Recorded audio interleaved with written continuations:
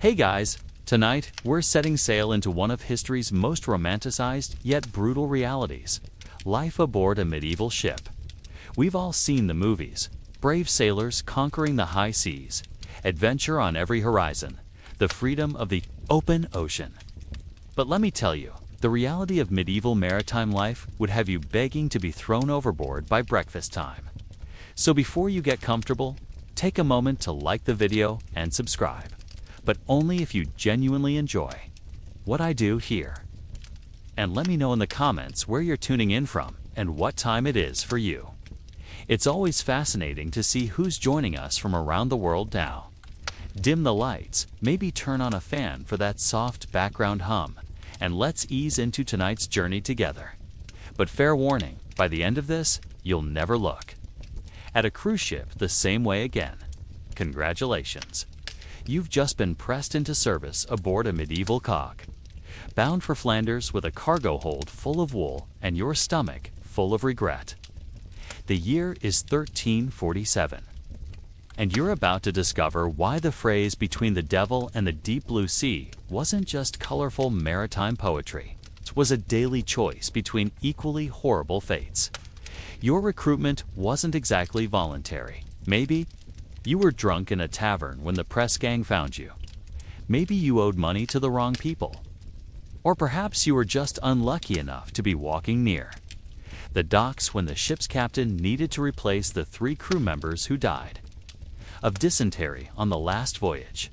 Either way, you're here now, and there's no going back. Your new home is a wooden vessel, roughly 80 feet long and 20 feet wide, smaller than most modern suburban houses, yet somehow expected to house 30 to 40 men for months at a time. The ship creaks, groans, and flexes with every wave like a living thing in constant pain. And the smell, oh, the smell hits you before you even step aboard.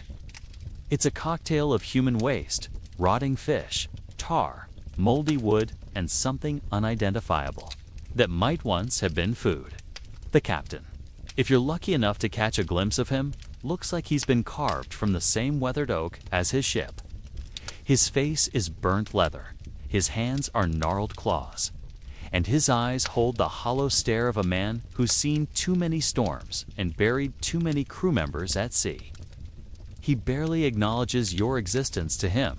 You're just another replaceable part in his floating machine. Your fellow crew members aren't much more welcoming. These are hard men, made harder by the sea. They've got scars from rope burns, missing fingers from rigging accidents, and teeth blackened by scurvy, if they have teeth at all. They look at you with a mixture of pity and amusement. They know what you're about to go through. Athena know most new. Crew members don't last long enough to see their first port. The ship's hierarchy is brutal and absolute. At the top sits the captain, master of life and death. Below him, the master mariner who actually knows how to navigate. Then the bosun who manages the crew with a combination of shouting and violence. Next come the able seaman men, who've survived long enough to actually know what they're doing.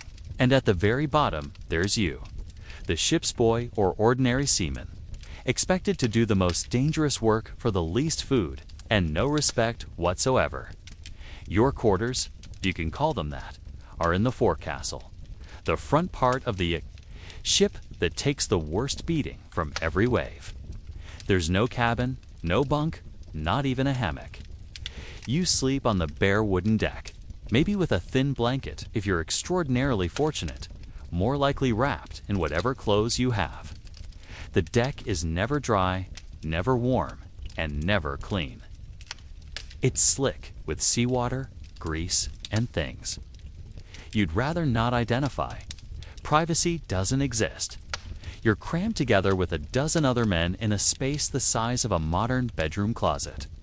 When someone rolls over, everyone rolls over. When someone gets sick, and someone always gets sick, you all get to share in the experience. Personal space is a luxury that went overboard before you even left Porte, and this is just your first hour aboard. You haven't even left the harbor yet, And already you're wondering if drowning might be preferable to whatever comes next.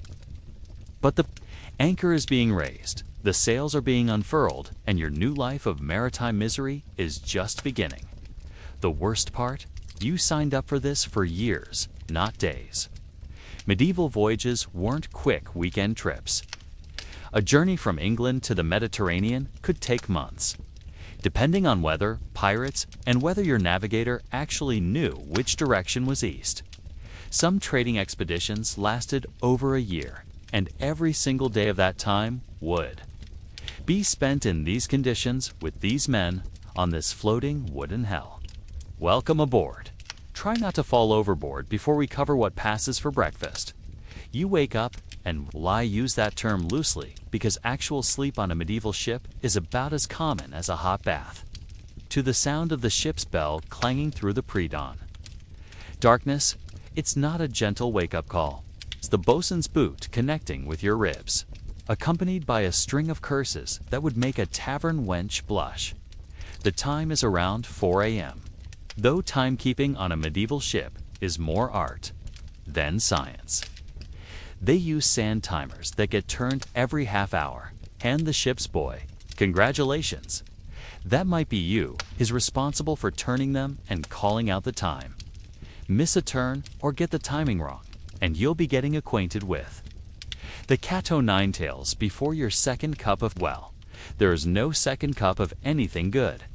Your body feels like it's been used as an anchor. The wooden deck has left permanent indentations in your spine. Your clothes are soaked through with a mixture of seawater and condensation. And you're pretty sure something small and many-legged scurried across your face during the night. Every muscle aches from the constant rolling and pitching of the ship, a motion that never stops, never eases, and will drive some men completely mad before the voyage is over. The temperature is whatever the ocean decides it should be, which is usually somewhere between uncomfortably cold and hypothermically freezing. Medieval ships had no heating system beyond body warmth, and maybe a small brazier in the stern castle that only the officers got to use.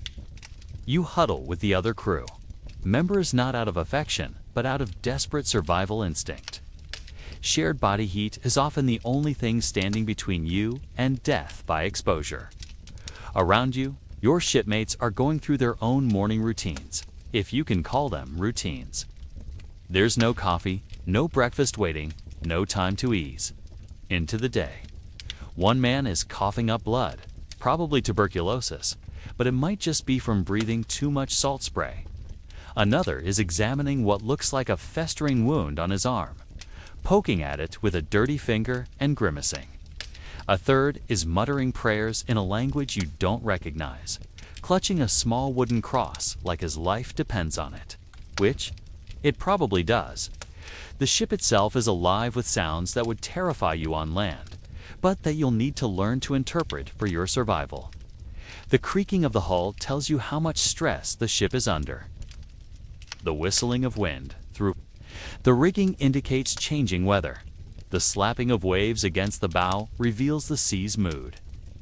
Right now, all these sounds are telling you the same thing. You're in for a rough day above deck. You can hear the officers shouting orders to prepare for the day's sailing. The wind is picking up, which means the sails will need adjusting. The sails on a medieval cog are massive pieces of canvas that require dozens of men working in perfect coordination to manage. One mistake, one moment of inattention, and you could be crushed by a swinging boom or tangled in rigging and dragged overboard.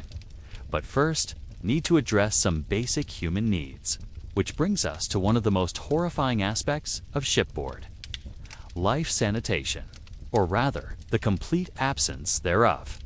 Let's talk about what happens when nature calls on a medieval ship. Spoiler alert, nature doesn't call politely. And the ship doesn't answer with anything resembling dignity. Your bathroom is called the head, and it's located at the very front of the ship, the part that crashes through every wave and gets soaked. With every splash of seawater, it's essentially a wooden box with a hole in it, suspended over the ocean. No walls, no privacy, no dignity. Just you, a hole, and the terrifying awareness that you're literally hanging your most vulnerable body parts over the endless ocean while the ship pitches and rolls. Beneath you, the process goes something like this. You make your way to the bow, clinging to whatever rope or rail you can find as the ship lurches. You position yourself over the hole carefully, because falling through would mean a very brief and very unpleasant swim in medieval maritime sewage. You do your business while praying to whatever gods might be listening that a large wave doesn't.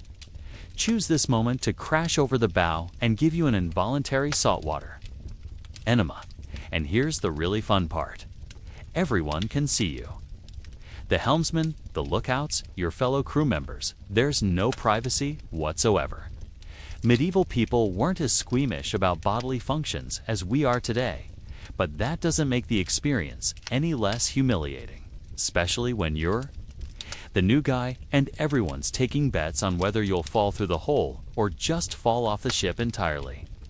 Toilet paper. What's that? You use whatever's available.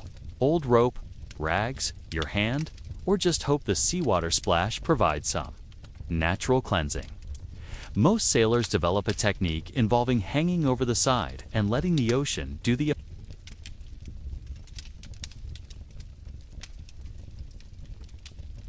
And here's the really fun part. Everyone can see you. The helmsman, the lookouts, your fellow crew members. There's no privacy whatsoever. Medieval people weren't as squeamish about bodily functions as we are today. But that doesn't make the experience any less humiliating, especially when you're the new guy and everyone's taking bets on whether you'll fall through the hole or just fall off the ship entirely. Toilet paper. What's that? Use whatever's available. Old rope, rags, your hand, or just hope the seawater splash provides some natural cleansing. Most sailors develop a technique involving hanging over the side and letting the ocean do the washing for them. This works great until you realize that the ocean around your ship is probably contaminated with the waste of every other ship that's passed this way, plus whatever diseases are floating around in port cities upstream. For the officers, things are slightly better.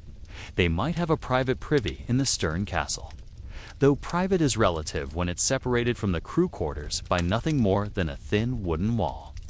The captain might even have a chamber pot in his cabin, though someone, probably you, will have to empty it overboard. But the real horror isn't just the lack of privacy or comfort. It's the hygiene implications. Medieval understanding of disease transmission was limited at best, and the connection between poor sanitation and illness wasn't well established. Ships were floating petri dishes of infectious diseases, and the primitive toilet facilities were major contributors to the problem. Dysentery was so common on long voyages that it was considered a normal part of the sailing experience. Crew members would develop bloody diarrhea that would last for weeks, leaving them weak, dehydrated, and often dead. The ship's head, with its lack of proper cleaning and its exposure to contaminated seawater, was a perfect breeding ground for the bacteria that cause these diseases. And then there's the smell. Oh, the smell. Medieval ships didn't have sewage treatment plants. Everything went directly into the ocean, where it would sometimes wash back up onto the ship during storms. The area around the head was perpetually soaked with a mixture of seawater and human waste, creating an aroma that would knock a modern person unconscious. Personal hygiene was equally challenging.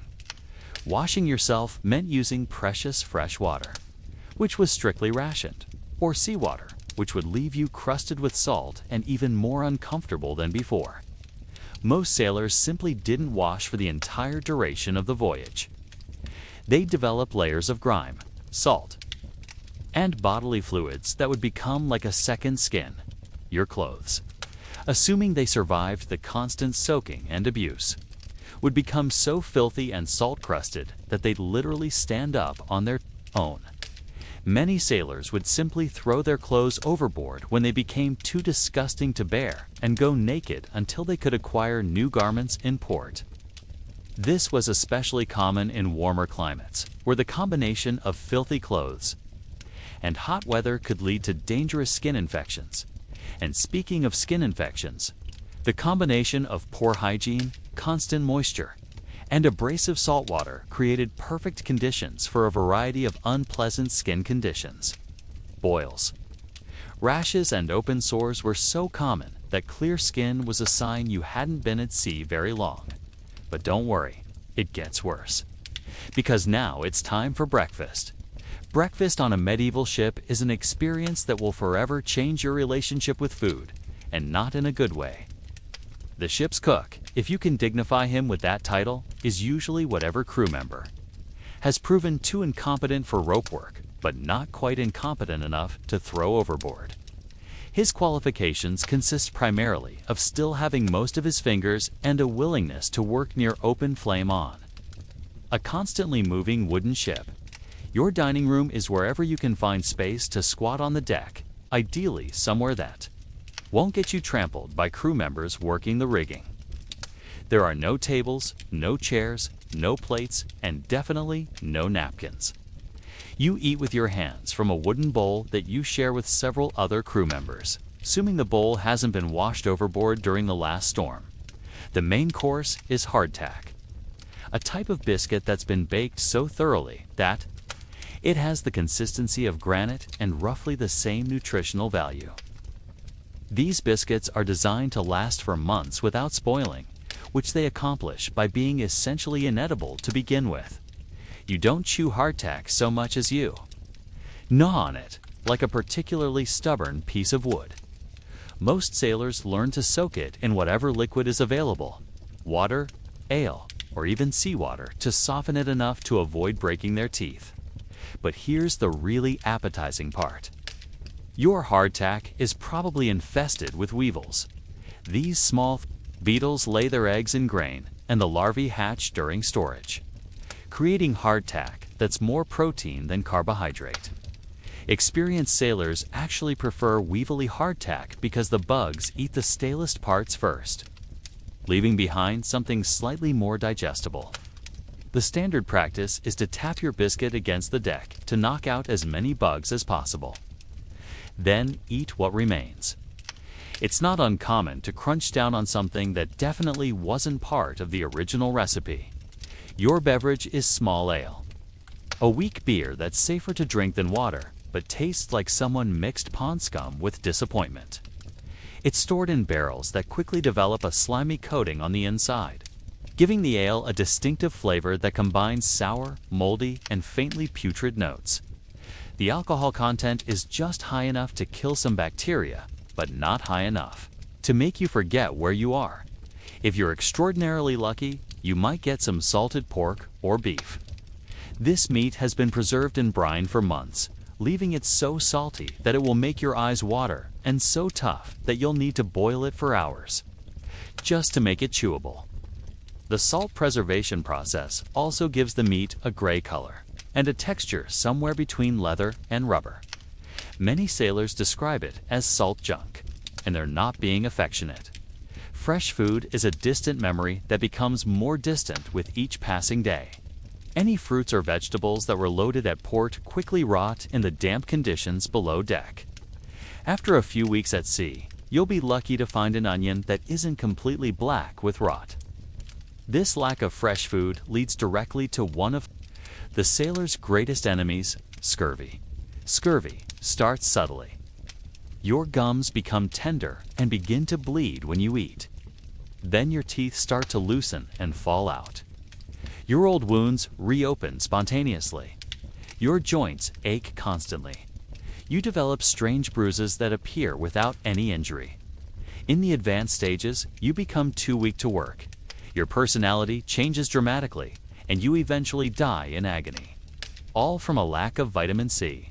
Something that could be prevented with a single lime or orange. But fresh citrus is impossible to preserve on long voyages. So scurvy claims a significant percentage of every crew. The sight of shipmates slowly deteriorating from this disease becomes a constant reminder of your own likely fate.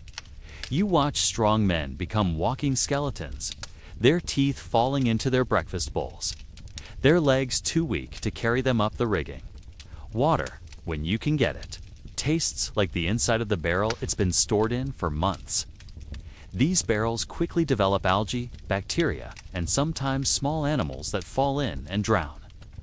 The water becomes thick, green, and slimy, with chunks of unidentifiable matter floating in it. You learn to strain it through your teeth and try not to think too hard about what you're swallowing. Mealtimes are also exercises in social hierarchy and violence. The officers eat first and get the best portions. The experienced crew members get what's left. The new sailors like you get whatever scraps remain, if anything. Fighting over food is common and often bloody. A crust of bread can be worth more than a man's life. And here's the final insult. You're paying for this privilege. Medieval sailors often had to provide their own food or pay the ship's cook for meals. So you're literally buying the right to be slowly poisoned by rotten food and contaminated water. But don't fill up too much, because now it's time to work. And medieval shipwork makes coal mining look like a pleasant hobby. The bosun's whistle pierces the morning air like a banshee's scream, and suddenly your breakfast time is over. Not that you are enjoying it anyway. All hands on deck, he bellows. And you quickly learn that this isn't a suggestion. It's a command that could mean the difference between life and death, both for the ship and for you personally. Medieval? Sailing is backbreaking, dangerous work that requires constant attention and physical strength. The sails on a cog are massive sheets of canvas that catch not just wind, but rain, spray, and sometimes entire waves. When wet, they become exponentially heavier, and maneuvering them requires every available person pulling, pushing, and hauling with everything they've got. Your first job is probably working the lines, the ropes that control the sails. These aren't the neat, organized rigging systems you see in movies. They're a chaotic web of hemp rope, some as thick as your arm, all of it rough enough to strip the skin from your hands within hours. Medieval rope is made from hemp fibers that are twisted together without much concern for smoothness or comfort. Working with it is like grabbing handfuls of vegetable-based steel wool. The view from the top of the mast would be spectacular if you had time to appreciate it and weren't paralyzed with terror. But you're not up there for sightseeing. You're there to adjust sails, spot hazards, or act as a lookout for other ships. And you have to do all of this while clinging to rigging that sways back and forth, in arcs that can span 100 feet or more. Coming down is often worse than going up. Your arms are exhausted from working, your hands are numb from cold and rope burn. And you have to descend while the ship continues its relentless motion. Many sailors fall to their deaths during routine rigging work. Their bodies are usually lost to the sea, and their names are quickly forgotten as new crew members take their places. The officers, meanwhile, stand on the stern castle and shout. Orders that may or may not make sense, may or may not be physically possible, and may or may not be intended to kill you. Medieval ship officers were often former soldiers who understood discipline and hierarchy, but didn't necessarily understand sailing. They commanded through fear and violence, and questioning an order, even a stupid one, could result in flogging or worse. Weather changes everything about the work. And weather at sea is unpredictable and often violent. A calm morning can turn into a howling gale within minutes, transforming routine sail work into a desperate fight for survival. When storms hit, you'll find yourself working in conditions that would shut down any sane operation on land. Driving rain that feels like needles, winds that can knock you off your feet, and waves that crash over the deck with enough force to sweep away anything not securely fastened. During storms, sleep becomes impossible. Food preparation stops entirely. And the entire crew works in shifts around the clock to keep the ship from being torn apart or driven onto rocks. You might work for 48 hours straight, soaked to the skin, exhausted beyond endurance. with nothing to eat but soggy hardtack, and nothing to drink but ale that's been contaminated with seawater. And here's the really terrifying part. You're expected to do all of this work while learning an entirely new set of skills in a language you might not speak fluently, with tools you've never seen before, in conditions that would challenge even experienced sailors. Make too many mistakes, and you'll find yourself on the wrong end of the bosun's rope. Make a critical mistake, and you might kill yourself or your shipmates. The physical demands are crushing. Medieval sailors developed a distinctive appearance.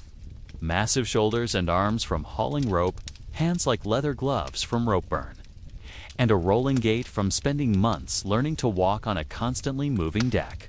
Many also developed hernias, back problems, and joint issues from the constant heavy lifting and awkward working positions. But the work isn't just physically demanding, it's mentally exhausting as well. You have to stay constantly alert for changing conditions, remember dozens of different procedures, and work effectively as part of a team even when you're exhausted, hungry, and terrified. One moment of inattention can result in injury or death, not just for you, but for your shipmates. And just when you think you're getting the hang of things, the weather changes or the ship changes course, or someone spots another sail on the horizon, and suddenly everything you thought you knew becomes irrelevant. Medieval sailing was a constant improvisation, requiring sailors to adapt quickly to new situations with limited information and even more limited options. But don't worry, it gets worse, because we haven't even talked about what happens when the weather really turns nasty. You thought the regular daily routine was bad? Wait until you experience your first real storm at sea. Medieval sailors had a saying, "Any fool can sail when the weather's fair, but it takes a sailor to handle a gale." You're about to find out which category you fall into. And the ocean doesn't grade on a curve. Storm clouds gather on the horizon like an approaching army. And the experienced sailors' faces turn grim. They know what's coming. The barometric pressure drops, causing headaches and joint pain in men who've been injured by previous storms. The wind starts to whistle through the rigging with an increasingly ominous tone. The waves begin to grow, transforming from gentle swells into towering walls of water that threaten to crush your tiny wooden world. The first drops of rain feel almost pleasant after days of salt spray and burning sun. But within minutes, that gentle rain becomes a driving deluge that soaks through your clothes in seconds and makes breathing difficult as water streams down your face and into your mouth and nose. The deck becomes slick as ice, and every step becomes a potential disaster. The captain orders all hands to secure for storm, which means everything on deck that isn't nailed down needs to be lashed down, stowed away, or thrown overboard. This includes you, if you can't find something solid to hold on to. The waves are now tall enough to crash over the deck, sending torrents of seawater cascading across the ship and carrying away anything in their path. Working in storm conditions is like trying to perform surgery while riding a bucking bronco in an earthquake.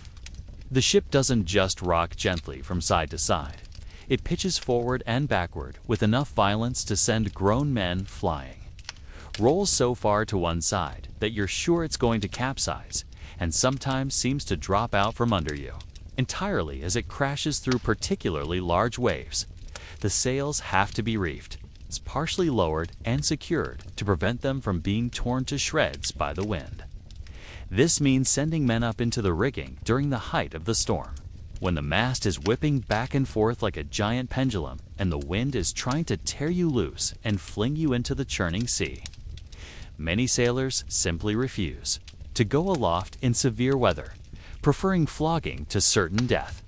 Those brave or foolish enough to climb the rigging during a storm work in conditions that defy description. The wind is so strong it can actually lift you off the rigging and hold you suspended in midair before slamming you back down. Rain and spray sting like buckshot. The ship's motion is so violent that you experience brief moments of weightlessness, followed by crushing G-forces as the mast whips in the opposite direction. Below deck isn't much safer. The cargo shifts with every roll of the ship, creating avalanches of barrels, crates, and loose goods that can crush anyone unlucky enough to be in their path. Water pours in through every gap in the hull, no matter how well caulked. The bilge. Pumps work constantly, manned by rotating crews who pump frantically to keep the ship from filling with water and sinking. The pumps themselves are primitive affairs, essentially large versions of the pumps used in wells, operated by hand and requiring constant physical effort. Pump duty during a storm is exhausting work performed in the worst possible conditions.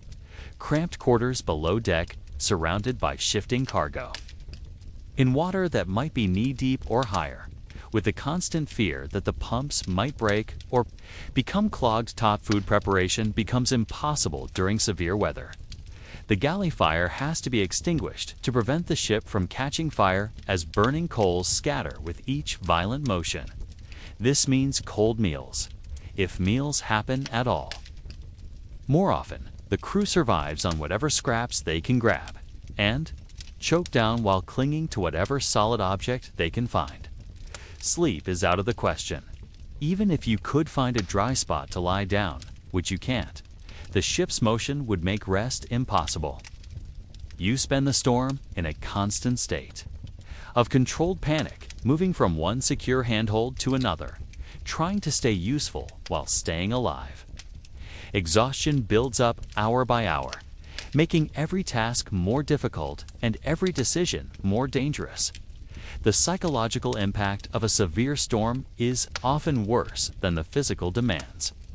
The noise is overwhelming, wind howling through the rigging, waves crashing against the hull, timbers creaking and groaning under stress, men shouting orders that are barely audible above the din. The ship feels like it's being torn apart by forces beyond human comprehension or control. Many sailors develop what we might now recognize as acute stress reactions during their first major storm. Some become catatonic with fear, unable to move or respond to orders. Others become manic, laughing hysterically while performing impossibly dangerous tasks. Still others become violently sick, not from seasickness, but from pure terror. And through it all, you're constantly aware that the ship could sink at any moment. Medieval ships were remarkably seaworthy for their time, but they were still wooden vessels held together with rope, tar, and prayer. Severe storms regularly claimed entire ships with all hands lost. When a ship went down in a storm, there were rarely any survivors to tell the tale. Even if the ship survives the storm intact, the aftermath brings its own challenges. Sails are torn and need extensive repair or replacement. Rigging is damaged and must be respliced or replaced entirely. Cargo has shifted and needs to be resecured. Men are injured and need medical attention that may not be available. And everyone is exhausted, hungry, and traumatized. But storms aren't the only weather-related danger. Fog can be equally deadly in its own way, reducing visibility to zero and making navigation impossible. Ships regularly collide with each other in fog or run aground on shores they never saw coming. Storms can coat the rigging with a layer of ice that makes it impossible to work with and heavy enough to affect the ship's stability. And then there's the calm periods when the wind dies. Get injured on a medieval ship and you'll quickly discover that the cure is often worse than the disease. The ship's surgeon, if there is one, is usually someone who's proven too incompetent for regular crew duties but shows a disturbing enthusiasm for sharp objects and other people's pain. His medical training consists of whatever folk remedies he picked up in port, plus a healthy dose of superstition and bloodletting. The ship's medical kit is a collection of implements that look more like torture devices than healing tools. Bone, saws with teeth like a shark's mouth, forceps that could double as pliers, needles the size of knitting needles for sewing up wounds. And the surgeon's favorite tool, the fleam, a sharp blade used for bloodletting that he'll apply to any ailment. From headaches to broken bones, got a cut. The surgeon will pour alcohol on it, not to disinfect it, since germ theory won't be invented for another few centuries, but because someone told him once that it helps. The alcohol is usually whatever rough spirits are available, often strong. Enough to strip paint and contaminate it with whatever was used to make it. The cure burns worse than the injury and often leads to worse infections than if you'd left the cut alone. Broken bone. Time for some medieval orthopedics. The surgeon will set the bone by feel, with no x-rays, no anesthesia, and no real understanding of how bones heal.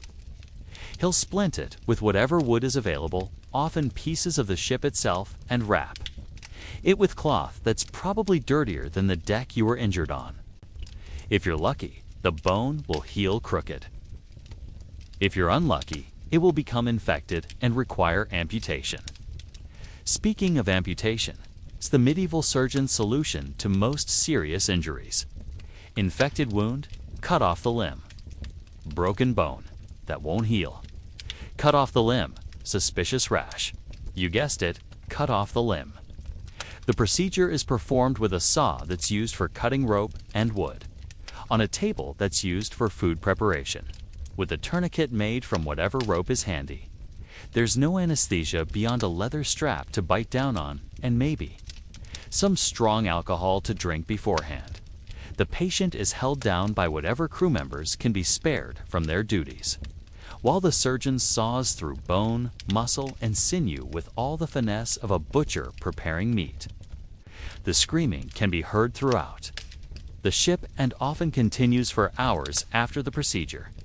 If you survive the amputation, and many don't, you'll be expected to return to duty as soon as possible. The ship can't afford to carry passengers, even passengers who are missing limbs due to the surgeon's enthusiasm. You'll need to learn to do your job with whatever appendages you have left, or risk being put ashore at the next port with no money and no prospects. Internal injuries are beyond the surgeon's ability to treat, so he falls back on medieval medicine's cure-all. Bloodletting. The theory is that illness is caused by an imbalance of bodily humors, and removing blood will restore the balance. In practice, bloodletting weakens already sick patients and often kills them faster than their original ailment would have. The surgeon might also try purging, forcing the patient to vomit or defecate through the use of various toxic substances. Mercury, antimony, and other heavy metals are common purgatives, and they're often more poisonous than whatever disease they're supposed to cure. Patients who survive the purging are often left with permanent damage to their kidneys, liver, and nervous system. Dental problems are handled with the same surgical finesse applied to other medical issues. Toothache. The tooth comes out, extracted with pliers while you're held down by your shipmates. There's no Novocaine, no antibiotics for the inevitable infection, and no concern for preserving nearby healthy teeth. The extraction often damages the jawbone and surrounding teeth, leading to more problems down the road. Diseases spread rapidly in the close quarters of a ship, and the surgeon's treatments often make them worse. Scurvy victims are bled, weakening them further. Sailors with dysentery are purged, dehydrating them even more. Men with fevers are wrapped in heavy blankets and placed near the galley fire, often dying of heat stroke before their fever breaks. The surgeon also serves as the ship's barber, which means he's responsible for cutting hair and shaving beards with the same tools he uses for surgery. This leads to the spread of infections and diseases through contaminated blades. A simple shave can result in serious skin infections that may require further treatment from the same surgeon who caused them. Mental illness is treated with a combination of physical restraint and violence. Sailors who crack under the stress of life at sea are chained below deck, beaten into submission, or sometimes thrown overboard as possessed by demons. There's no understanding of psychological trauma, depression, or anxiety, just the belief that madness is either divine punishment or demonic possession. Perhaps worst of all, the surgeon often experiments on the crew, trying new treatments he's heard about in port or inventing his own based on his understanding of medieval medicine. These experiments are rarely successful and often fatal, but the surgeon continues them because dead patients can't complain about the results. And here's the final irony: you have to pay for this treatment. Medical care isn't provided by the ship. It's a service you purchase from the surgeon, assuming you survive long enough to pay the bill. Many sailors go into debt to pay for treatments that leave them worse off than when they started. But don't worry about medical expenses too much. Chances are good that disease will get you long before you need the surgeon's services. Disease on a medieval ship spreads faster than gossip and kills more efficiently than any storm. The combination of poor sanitation, contaminated food and water, close quarters, and weakened immune systems creates perfect conditions for every pathogen known to medieval medicine, plus a few that won't be discovered for centuries. Is your most likely companion on this voyage, also known as the bloody flux. It starts with stomach cramps and rapidly progresses to severe diarrhea that may contain blood and mucus. In the confines of a ship with limited access to clean water and no proper toilet facilities, dysentery spreads through the crew like wildfire. You'll spend days or weeks running to the head every few minutes, growing weaker and more dehydrated with each episode. The dehydration is what kills most dysentery victims. You lose fluids faster than you can replace them, especially when the only available water is contaminated with the same bacteria that caused the disease in the first place. Your skin becomes dry and papery. Your eyes sink into your skull, and your blood thickens until your heart struggles to pump it through your disc. Your body. Typhus is another shipboard favorite, spread by the lice that infest every crew member within days of leaving port. It starts with a high fever and severe headache, followed by a rash that begins on your trunk and spreads outward. The fever can reach levels that cause delirium and seizures. Many typhus victims die from the fever itself, while others succumb to secondary infections that their weakened immune systems can't fight off. Scurvy, as we've mentioned, is almost inevitable on long voyages. But the full progression of the disease is more horrifying than most people realize. It starts with fatigue and joint pain, symptoms that are easy to ignore when everyone on the ship is tired and sore. Then your gums begin to swell and bleed, and your breath develops a distinctive, sweet, rotten smell as scurvy progresses. Old wounds and healed broken bones begin to reopen spontaneously. Your teeth loosen and fall out. Strange bruises appear on your skin without any injury.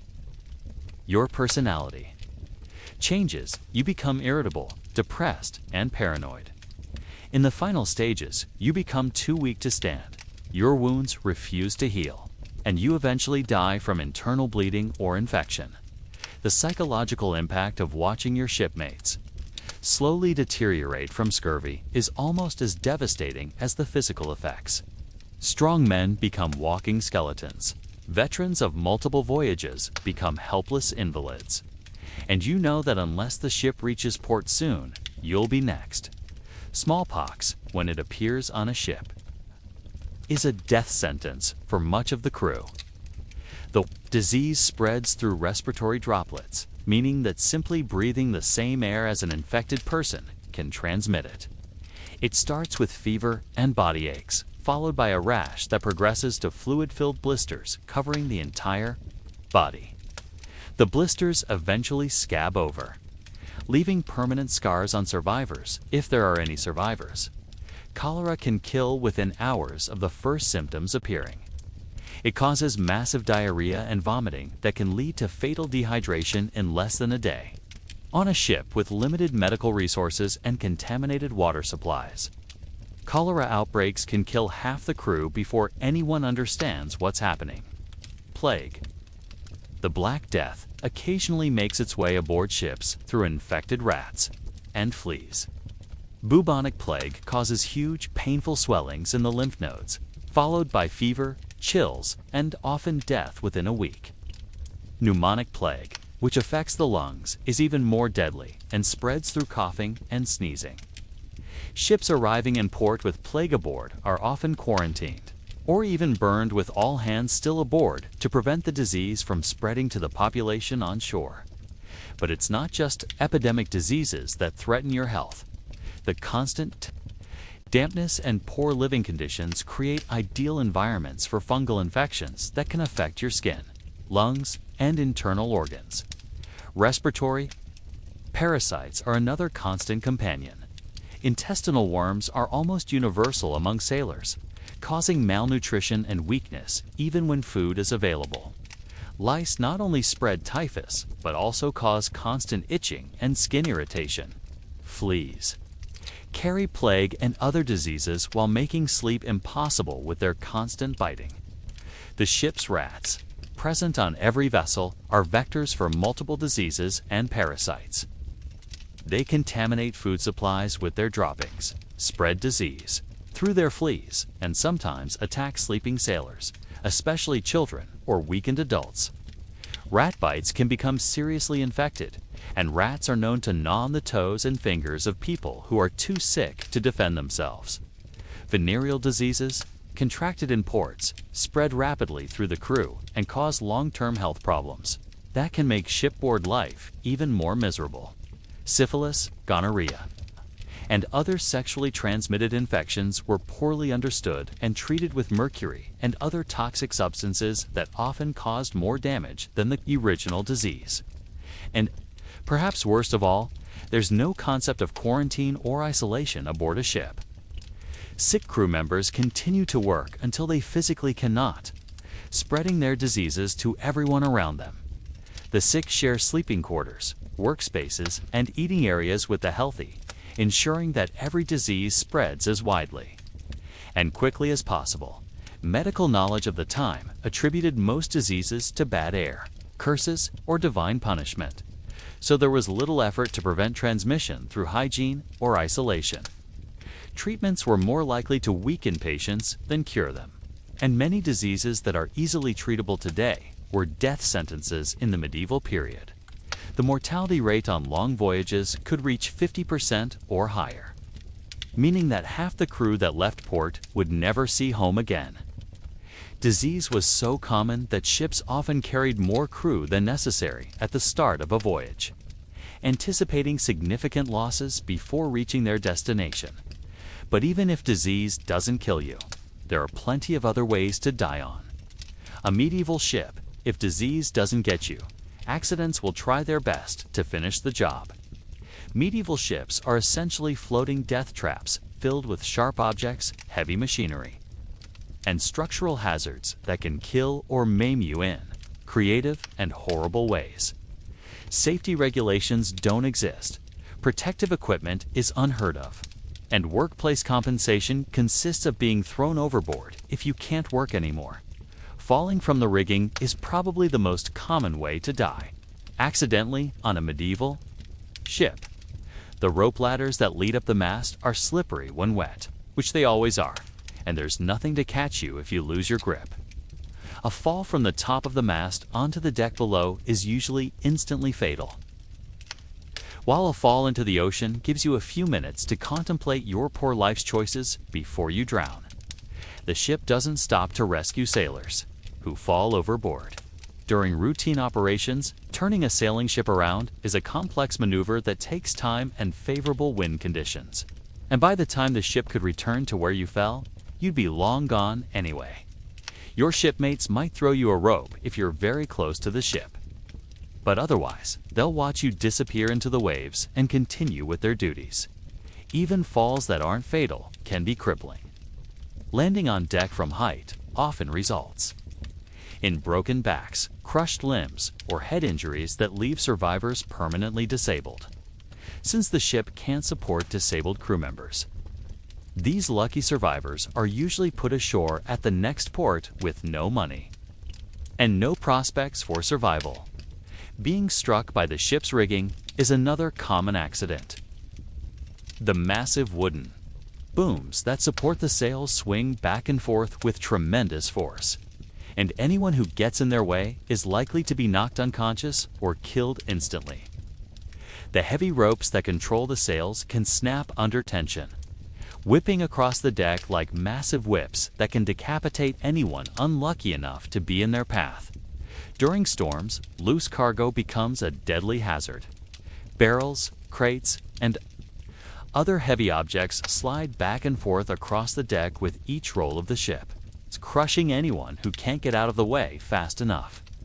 Below deck, improperly secured cargo can shift suddenly, creating avalanches of heavy objects that bury crew members alive. Fire is every sailor's worst nightmare. Medieval ships are made entirely of wood, tar, and rope, all highly flammable materials. The galley fire, oil lamps, and candles create constant fire hazards, and once a fire starts on a wooden ship in the middle of the ocean, there's usually no way to put it out effectively. Sailors often have to choose between burning to death or jumping into the ocean to drown. The primitive firefighting equipment consists mainly of buckets of seawater and sand, which are largely ineffective against a serious fire. Ship's crews sometimes resort to cutting away burning sections of the ship with axes, essentially destroying the vessel to save what's left of it. More often, everyone abandons ship and hopes for rescue that rarely comes. Explosions can occur. When gunpowder is present on the ship, either for defense against pirates or for trading purposes, medieval gunpowder is unstable and can explode from static electricity, sparks, or even rough handling. A gunpowder explosion on a wooden ship usually destroys the entire vessel instantly, leaving no survivors. Being caught in the ship's anchor chain or rigging can crush or dismember sailors. The massive anchor weighs hundreds of pounds and is raised and lowered by human power using primitive winches and pulleys. The anchor slips while being raised. It can drag anyone attached to its chain into the ocean. If it falls while being lowered, it can crush anyone standing below. Tools and weapons on medieval ships are sharp, heavy, and dangerous. Axes used for cutting rope can easily cut off fingers or hands if mishandled. Knives used for splicing rope are sharp enough to cut through skin and bone. Mallets and hammers used for ship maintenance can crush skulls if they slip or are used carelessly. Hypothermia is a constant threat in cold climates. Sailors who fall into cold water rarely survive long enough to be rescued, even if the ship tries to turn around for them. The combination of heavy, waterlogged clothing and cold water quickly saps body heat and strength, leading to drowning even for strong swimmers. In warm climates, heat stroke can be equally deadly. The combination of physical labor, heavy clothing, and tropical sun can cause core body temperatures to rise to lethal levels without understanding of heat, illness, or effective treatments. Sailors often work until they collapse and die from hypothermia. Starvation becomes a real possibility. On long voyages, when food supplies run low or become contaminated, sailors might resort to eating rope, leather, or even each other to survive. Ships sometimes arrive in port with only a handful of survivors, all suffering from severe malnutrition and often driven mad by hunger. Thirst can kill even faster than hunger. When freshwater supplies become contaminated or run out entirely, sailors may try to drink seawater, which only accelerates dehydration and often causes delirium and death. Some ships carry distillation equipment, but it's primitive and often ineffective. Violence among crew members is another source of casualties. The stress of life at sea, combined with close quarters and diverse crews who may not share languages or cultures, often leads to fights that turn deadly. Sailors carry knives as tools, and disputes over food, work assignments, or personal conflicts can quickly escalate to violence, and sometimes death comes not from accident or disease, but from deliberate violence as punishment for perceived infractions. Discipline on a medieval ship is enforced through a system of punishments that would make a torturer blush. The captain has absolute authority over his crew, with the power to order punishments up to and including death. There's no appeals process, no jury of peers, no legal representation, just the captain's word as law, and his fists as enforcement. The most common punishment is flogging with the cat-o'-nines, a whip made of rope with 9 separate strands, each ending in a knot. The victim is tied to the mast or rigging and whipped across the back until the skin is shredded and blood flows freely. The number of lashes depends on the severity of the offense and the captain's mood, ranging from a dozen for minor infractions to over 100 for serious crimes. Flogging isn't just painful, it's potentially fatal. The whip can cut deep enough to damage muscles, ribs, and internal organs. Infections are common in the wounds, and many sailors die days or weeks after their punishment from sepsis or other complications. Those who survive often carry permanent scars and may have reduced mobility from damaged muscles and tendons. Keel hauling is reserved for the most serious offenses. The victim is tied to a rope that passes under the ship's keel, the bottom of the hull. He's then dragged under the ship from one side to the other, scraping against the barnacle-encrusted hull as he goes. The barnacles act like hundreds of razor blades, stripping flesh from bone as the victim is pulled through the water.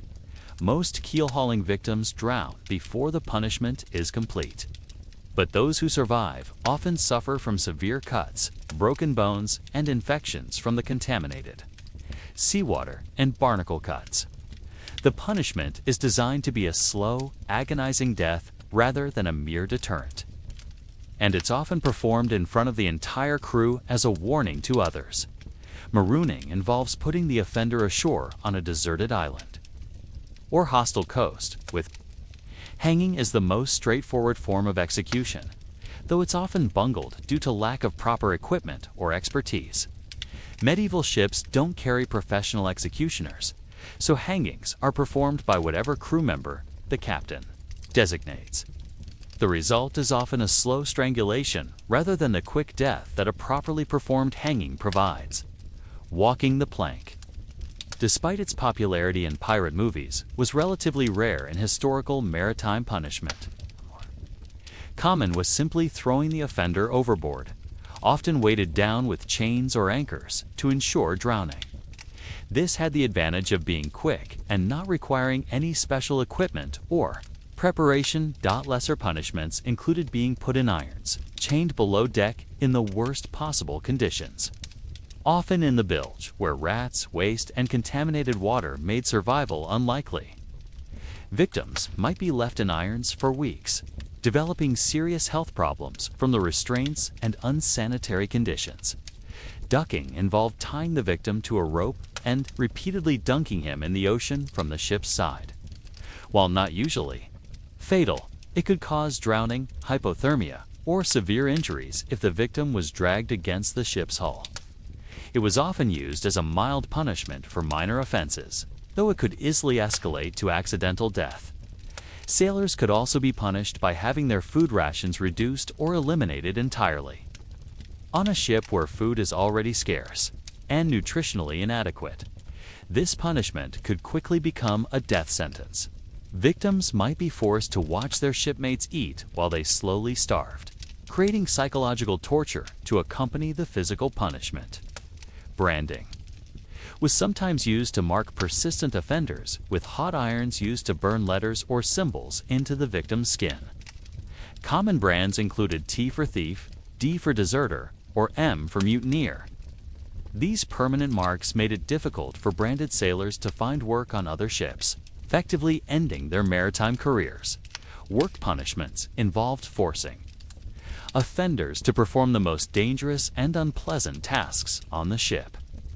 This might include cleaning the bilge, the lowest part of the ship where wastewater and filth collect, working alone on dangerous rigging repairs, or handling the most hazardous cargo. These punishments often resulted in accidental deaths that allowed captains to eliminate problem. Crew members without formal execution. The arbitrary nature of maritime justice meant that Punishments could be inflicted for almost any reason that annoyed the captain or officers.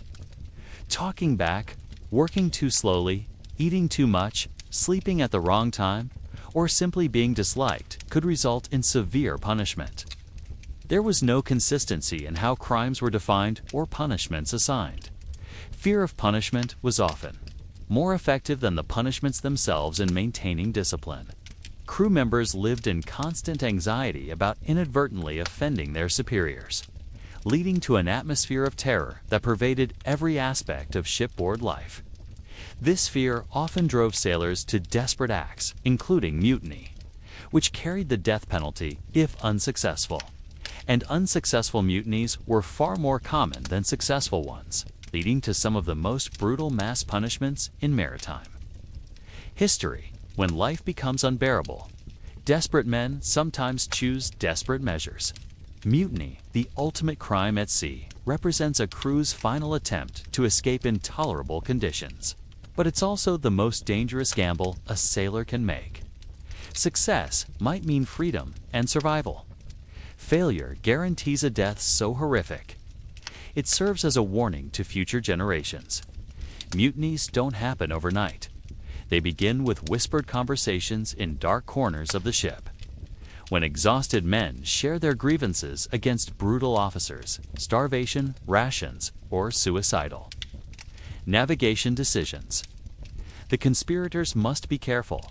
Even discussing mutiny is a capital offense, and captains often have informants among the crew who report suspicious conversations in exchange for better treatment. The planning phase is fraught with danger. Mutineers must determine who they can trust when to strike, and how to overcome officers who are better armed and trained for combat. They must also decide what to do with loyal crew members and how to actually operate the ship once they've taken control. Many sailors know only their specific jobs and have no idea how to navigate or command a vessel. Most mutinies are doomed. From the start, officers sleep in easily defended quarters, often with weapons at hand. They typically have loyal followers among the crew who will fight against mutineers.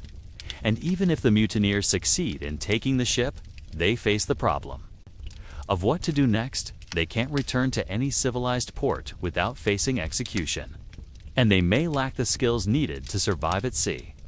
When mutinies fail, the punishments are designed to be as public and brutal as possible. The ringleaders are usually hanged from the yardarm in front of the entire crew, but not before suffering extensive torture. They might be flogged until their backs are raw meat, have fingers or hands cut off, or be subjected to other creative punishments designed to make them examples. The hanging itself is often deliberately bungled to prolong suffering, instead of a quick drop that breaks the neck. Mutineers might be slowly strangled while dangling from the rigging. Their bodies are sometimes left hanging for days or weeks as a constant reminder to the rest of the crew of the consequences of rebellion. Lesser conspirators might face keel hauling, severe flogging, or marooning.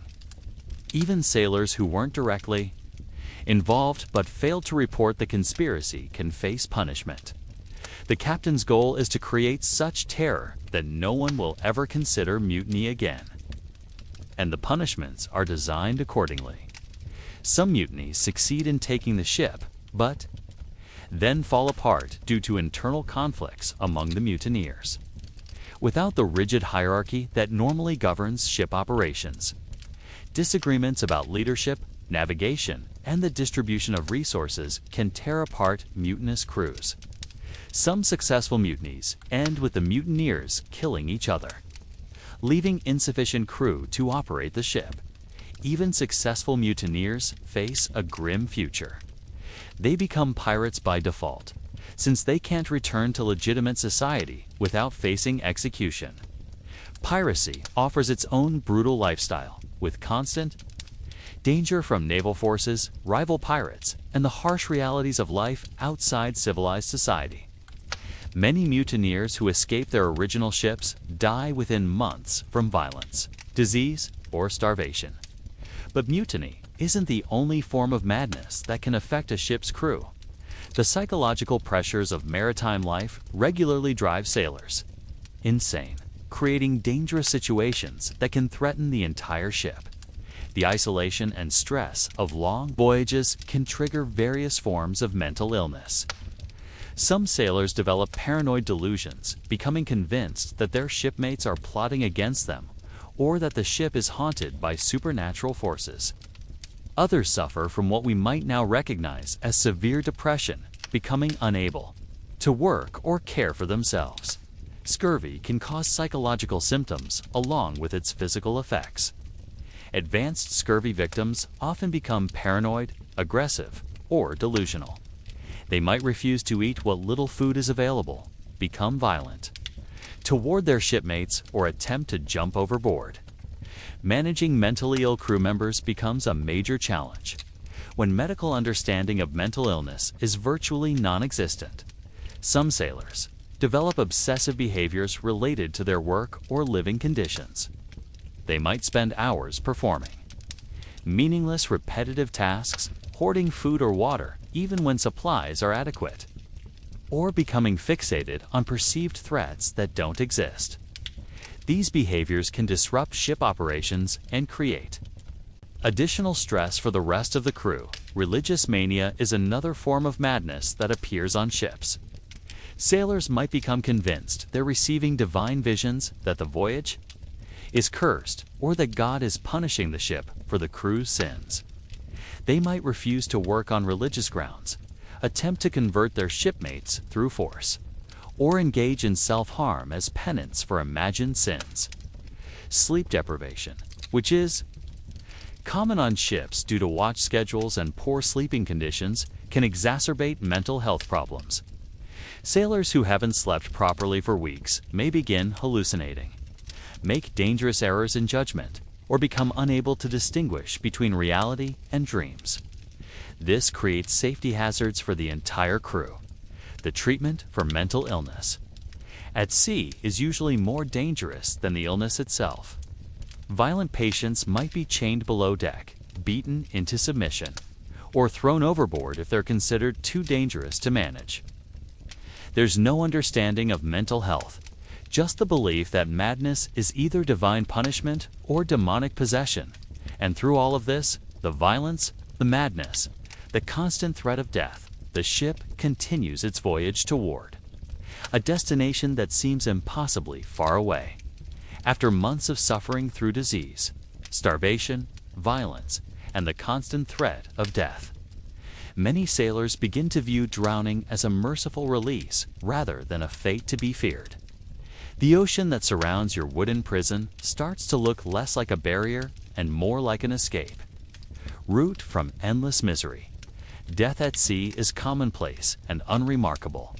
Bodies go overboard with depressing regularity, wrapped in canvas shrouds, weighed down with shot or old iron. There's usually a brief ceremony, a few words from whoever can read, a prayer if someone remembers one, and then the splash as another crew member disappears beneath. So there you have it, a single day on a medieval ship, stretched across months of suffering that would break most modern people within hours. You wouldn't last a day, not because you're weak, but because the human body and mind weren't designed to endure the relentless brutality that was considered normal maritime life in the medieval period. The romantic image of sailing ships cutting through azure waters under billowing white sails is a myth created by people who never experienced the reality. The truth is, wooden prisons filled with disease, violence, starvation, and death, crewed by desperate men who had no better options and commanded by officers who ruled through fear and brutality. Medieval maritime life was so horrible that pirates' men who made their living through robbery and murder were often considered preferable employers to legitimate merchant captains. At least pirates shared their profits and offered some form of democracy in their operations. Legal maritime employment offered only suffering with no hope of reward. The technology existed to make maritime life somewhat more bearable, but economics and social attitudes prevented its implementation. Ship owners maximized profits by minimizing crew comfort, safety, and compensation. Sailors were viewed as expendable resources to be used up and replaced, not as human beings deserving of basic dignity and care. The legal system offered no protection. For sailors, maritime law was essentially whatever the captain said it was, with no appeals process or higher authority to which crew members.